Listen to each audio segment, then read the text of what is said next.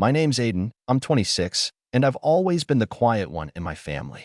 Not in a shy or introverted kind of way, more like the one who doesn't cause trouble, doesn't argue, and just keeps the peace. I'm the one who listens during family dinners while everyone else talks over each other. The one who shows up on time, pays my share, remembers birthdays, and sends the thank you cards no one reads. My sister, Kelsey, is the opposite. 2 years older, loud, charming, dramatic. She could cry on cue and fake an allergy for sympathy. I always thought she was just exhausting. But she was family, and I figured that meant something. Things started unraveling last Christmas. I'd been working overtime for months at my IT job, not glamorous, but decent pay, and I used a chunk of my savings to get thoughtful gifts for everyone. Nothing extravagant, just meaningful. For Dad, a sleek vintage-style watch. He used to love watches when I was a kid, always talking about them, but never splurging on himself. For Mom, a heated back massager. She always complained about her back, and I remembered her saying, "One of these days I'll treat myself."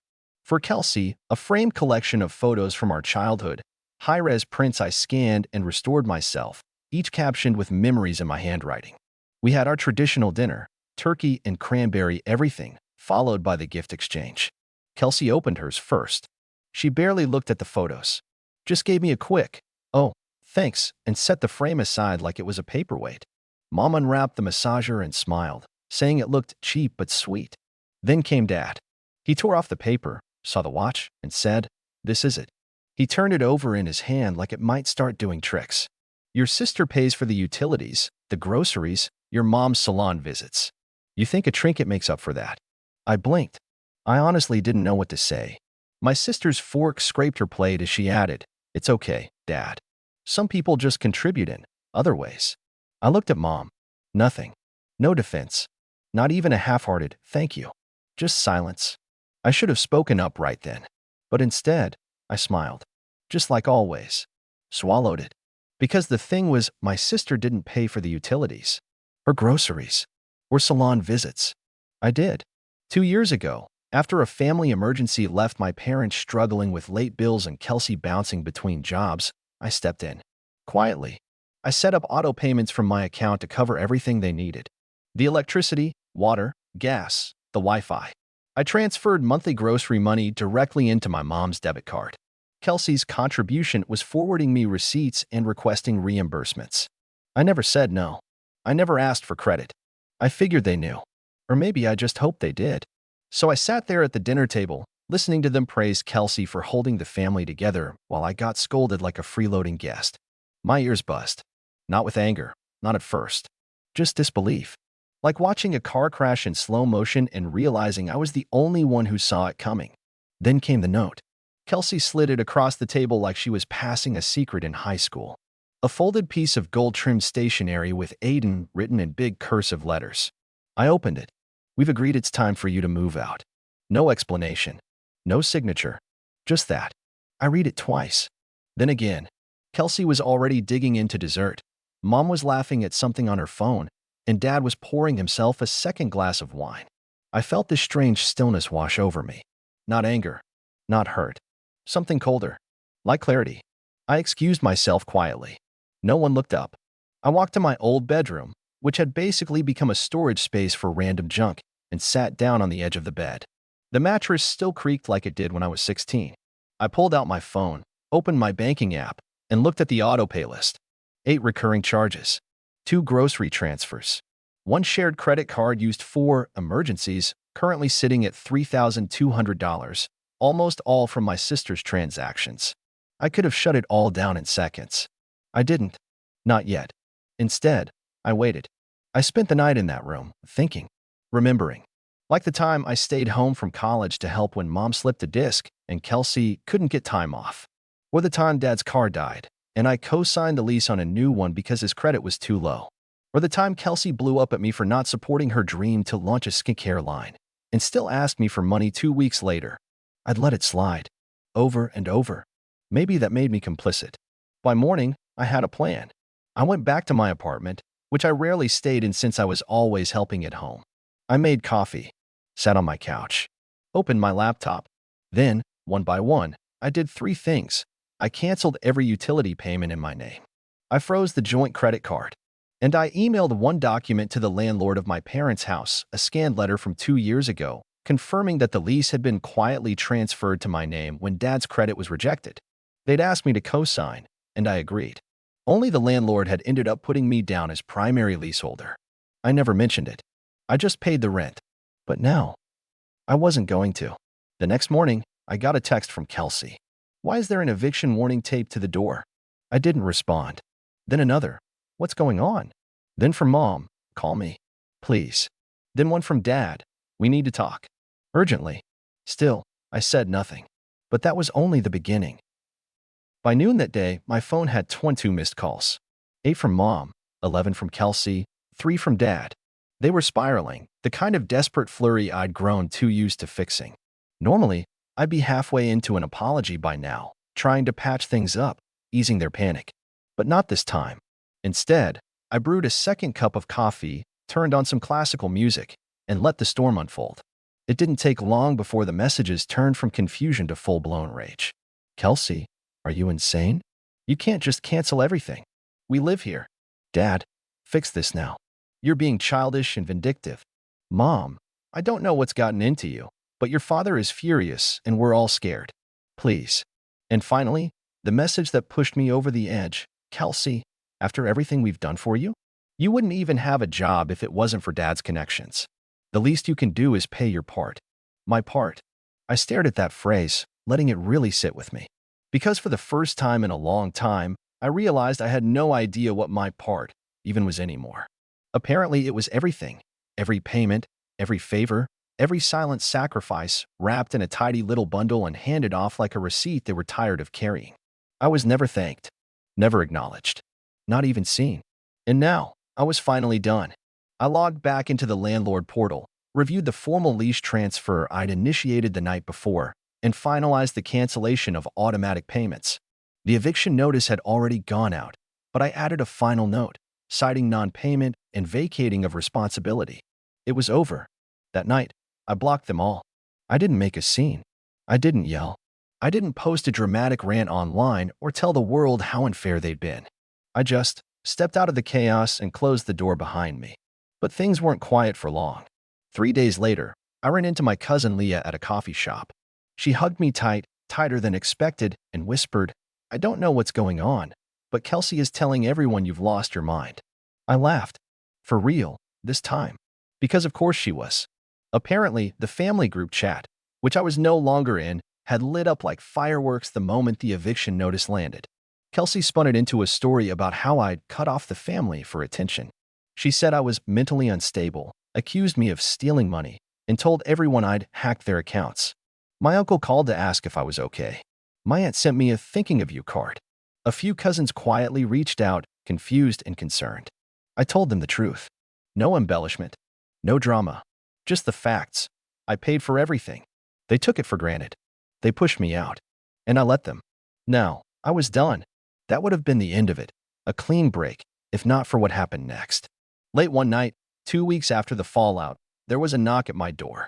I didn't answer at first, but the knocking kept coming. Slow, rhythmic, relentless. Finally, I opened it. It was my dad. He looked older than I remembered. Not because of age, but because of pride. Or rather, the absence of it. He stood in the hallway, arms crossed, jaw clenched, like he'd been preparing a speech the whole way over. You made your point, he said. I leaned against the frame. Did I? He hesitated. Look, we've all been under stress. Your sister's trying to get her business off the ground. Your mother's health hasn't been great. And don't, I cut in. Don't make this about them again. I'm not here to carry everyone anymore. He looked at me like he didn't recognize me. And maybe he didn't. Maybe he only ever saw me as the buffer, the background character, the support beam holding up a house that had no foundation. You think you're the victim? He snapped. You walked out and left us to deal with everything. No, I said quietly. I stopped letting you not deal with everything. His eyes narrowed. So what now? You just walk away from your family. I didn't walk away, I said. You kicked me out. Silence. The kind that settles in your chest and makes you realize no amount of words will fix what's already broken. Finally, he shook his head and left. That was the last time I saw him. But the real twist came the following month, when Kelsey tried to file a complaint with the landlord, claiming I'd illegally evicted them. She didn't know the full story.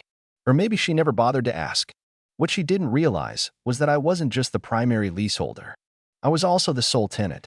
And the house? It wasn't just rented under my name. It was bought. 3 years ago, when the market dipped and my work bonuses piled up, I saw an opportunity. My parents were struggling, and the house was listed at a fraction of its value. So I stepped in, made an offer, signed the deed. They didn't know. They never asked. The old landlord let me take over directly, and the title stayed in my name ever since. I didn't tell them because I thought it would hurt their pride. I wanted to help quietly, thought it would bring us closer. Instead, it turned me into their servant. And now? Now they were squatting in my house. But I wasn't angry. I wasn't even planning to throw them out. Not yet. Because what came next was going to be the part they never forgot. I didn't rush it. That's the part people never understand. Revenge, real revenge, the kind that hits somewhere deeper than anger, isn't about speed. It's about precision, about timing, about silence. I gave them a full week. 7 full days of panicked calls to the landlord. Of Kelsey storming into city offices pretending to be a tenant wrongfully removed. Of my mom posting vague quotes on Facebook like, "Sometimes the ones you love the most hurt you the worst." All while I waited. Patiently. The eviction process had already been triggered the moment I sent that document. But formal proceedings in our county take time, and the house was still technically occupied. I didn't want to go scorched earth, not yet. I wanted them to see the walls close in. Slowly. On the 8th day, I went back. Not to confront them, not to argue, just to drop off one envelope. I wore a hoodie, sunglasses, kept my car idling. I walked up to the porch where I used to shovel snow as a kid, where my dad used to sit with a beer and wave to neighbors. I taped the envelope to the door and left without knocking. Inside the envelope was one page. A legal notice. Not from a lawyer, but from me, the sole property owner, revoking their right to stay on the premises. I attached a highlighted copy of the deed. I kept it clean. No insults. No jabs. Just facts. By the time I got home, the group chat, which I'd muted but still occasionally checked, was on fire. "Kelsey, this is a joke, right?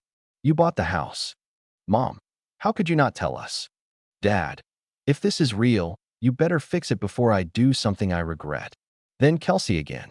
"You think this is going to make you look good? You look like a psychopath." I didn't respond. I didn't need to. That weekend, I got a text from our old neighbor, Mr. Harland. Sweet guy, used to bring us figs from his backyard. "Heard your folks are getting booted.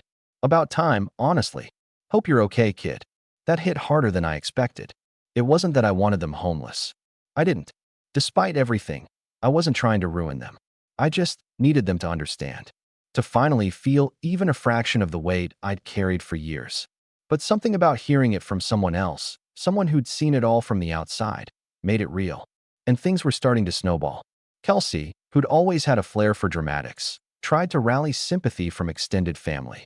Suddenly, cousins I hadn't spoken to in years were posting things like, "Family should never turn on family," and "No amount of money justifies cruelty." Except, no one was asking me why it happened. They were just reacting, performing, like Kelsey had taught them to. But then something strange happened. People started messaging me, quietly, in DMs, in emails, even LinkedIn. "Aunt Marcy, I had no idea you were the one paying for everything. I'm so sorry." My cousin Jenna, "Honestly, you should have cut them off way sooner." We all knew Kelsey was mooching. Even my old high school friend Matt, who used to come over for study sessions, wrote, "Your dad always gave me weird vibes. He once told me you'd never make it through college. Guess you proved him wrong." And I did. I made it through college. I paid their bills. I worked weekends. I sacrificed vacations. I co-signed loans I didn't benefit from. I drove my sister to job interviews when she didn't feel like taking the bus. I covered late fees, medical bills, pet food, gas, every little thing. And in return, they gave me a note. A folded piece of paper telling me I should move out of my own childhood home. I wasn't looking for applause, but I also wasn't looking to stay silent anymore. So, I made a choice. The next morning, I posted a single message to the group chat. Just text. No emotion. No drama. Deed attached. I bought the house in 2021. You've all been living here rent-free ever since. The utilities, groceries, and card you've been using were all tied to my bank. I said nothing. I let it go. You repaid me with a sneer and an eviction note. Now the roles are reversed. You have 14 days. Then I attached the scan deed and logged off. I expected more rage, more backlash, maybe even a surprise visit. What I got instead was silence. Not complete silence. Kelsey kept trying to bait me through text, but that cold, eerie kind of silence that comes when someone realizes they have no power left. When they know the bluff has been called, and the hand they're holding is nothing but air. A few days later, I drove by the house. There were boxes on the porch, a truck in the driveway, my father sitting on the steps, staring at his hands like they held all the answers he'd never asked for. I didn't stop. I didn't wave. I just watched, for a moment, from a distance. And then I drove on. But the story wasn't over yet. Because while they were packing up, I was preparing something else. Something they never expected. Something final. I didn't want revenge for the sake of cruelty. That's not who I am. But I needed closure. Not just for me, for everything I'd given, everything I'd let slide, everything I was finally ready to walk away from. The house wasn't just a building. It was a symbol, a monument to years of silence, swallowed resentment, and invisible labor. And now it was mine, truly and legally. But I didn't want to live in it. I didn't want to renovate it. I didn't even want to rent it out. I wanted to be done with it. So I listed it. That final step felt surreal.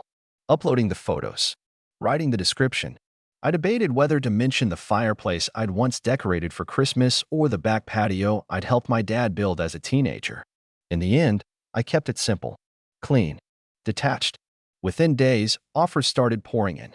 It was a seller's market, and the location made the house desirable, even with its outdated kitchen and peeling porch paint. I accepted a full-price cash offer from a young couple, two teachers expecting their first child, looking for a place to start fresh. That meant a quick close. No delays. No extra inspections. No fuss. I signed the papers at a local notary. The check cleared 72 hours later. That was the last thread tying me to them. And they didn't even know it had sold until I sent one final envelope. Inside, a copy of the closing documents. A simple cover letter that read, "You are no longer being evicted. The new owners have requested that you vacate the premises immediately. Any remaining items left on the property after this Friday will be considered abandoned and disposed of." This is not a negotiation. I didn't include a return address. I didn't need to. The day they were set to leave, I showed up early, not to gloat or watch, but to do one last walkthrough for the new owners. The place was a mess. Trash bags everywhere. Furniture half disassembled and left behind. A few empty frames still clinging to the walls like ghosts. In what used to be my room, someone, probably Kelsey, had scrawled on the wall in red marker, "You'll regret this." I stared at it for a long time. Then I opened the window, let the cold air in, and whispered, "I already don't." I met the new owners in the driveway, handed over the keys, and wished them well. They were smiling, grateful, excited. I watched as they walked inside, arm in arm, ready to make their memories. As I drove away, I didn't look in the rearview mirror. Not once. A few weeks later, I got a message I wasn't expecting. It was from my mom. Not a call. Not even a text. Just an email. "Aiden, I know we've made mistakes. I know I've made mistakes. I should have said thank you more. I should have defended you when you were being belittled. I thought I was keeping the peace, but I was just keeping you small. We're staying with your aunt right now. It's tight. Kelsey won't talk to me. Your father barely says a word. I don't know if this family can be fixed, but if you ever want to talk, I'm here. Love, Mom." I read it twice, then again, and then I closed it without replying. It wasn't that I didn't appreciate the effort. I did. It just came too late. Years too late. But the strange thing was, I didn't feel angry anymore. I felt free. With the house sold, the accounts cleaned up, and my silence finally broken, I began building something new. Not out of spite, not out of bitterness, but out of peace. I moved into a new apartment across town, nothing flashy, but mine. Paid for with the sale of the house and the savings I'd been too busy spending on other people. I got a cat. Learned to cook something besides ramen and eggs. Started therapy. Picked up a hobby or two. Joined a local trivia team. Little things. Quiet things. Things that were just for me. And for the first time in my adult life, I wasn't anyone's safety net. One afternoon, a few months after everything had settled, I ran into Kelsey at the grocery store. She looked tired. Her once perfect nails chipped, hair up in a messy knot. She was standing in the canned goods aisle, staring blankly at a dented can of black beans like it held some secret message from the universe. I nodded as I passed her. She looked up. Our eyes met for half a second. She didn't say anything. Neither did I. And that was enough. People always say blood is thicker than water, but they forget the full quote. The blood of the covenant is thicker than the water of the womb. It means the family you choose, the people who show up for you, who respect your boundaries, who see you as more than what you give. They matter more than those who simply share your DNA. I used to think keeping quiet was strength. That being the good son meant tolerating everything, absorbing it, bearing it. But strength is walking away when it's destroying you. Strength is saying no. And finally, after years of being the background character in my own life, I'd said it. No more. And I've never been more at peace.